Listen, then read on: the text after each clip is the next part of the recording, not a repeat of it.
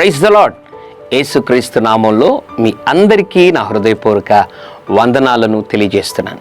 చాలా సందర్భాల్లో దేవుడు ఇస్తే బాగుంటుంది, దేవుడు పలానా విషయంలో సహాయపడితే బాగుంటుంది, దేవుడు పలానా విషయంలో తన చేయి చాపితే బాగుంటుంది అని ఆలోచిస్తూ ఉంటాం కదా.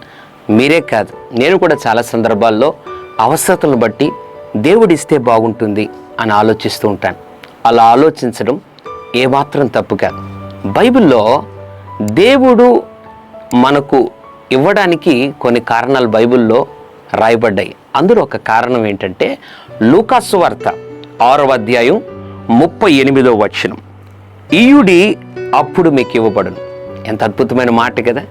చాలా సందర్భాల్లో దేవా నీవు మాకు పలానదీయాలి అని అడుగుతూనే ఉంటాము, అడిగేవారుగా ఉంటాం. దేవుడు ఎప్పుడైనా నిన్ను ప్రేమించి నీకిచ్చిన వాటిలో ఏ రోజైనా అది ఇంత అంతని కాదు, మనస్ఫూర్తిగా దేవునికి ఇచ్చినటువంటి తరుణం ఉందా?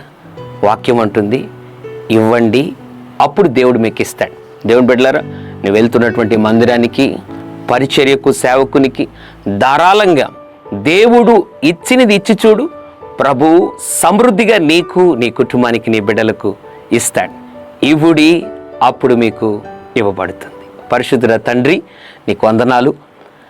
ఇవ్వుడి అప్పుడు మీకు ఇవ్వబడుతుందని ఉదయకాల సమయంలో మాట్లాడారు.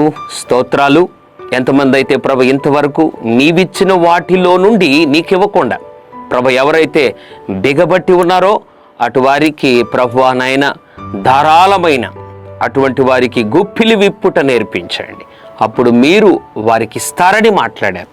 అట్లు మీకిచ్చి మీ ద్వారా మేము పొందుకునే వారిగా వాక్యాన్ని నాయన మా జీవితంలో అనుసరించేవారుగా చేయమని యేసు నామములో ప్రార్థిస్తున్నాను తండ్రి.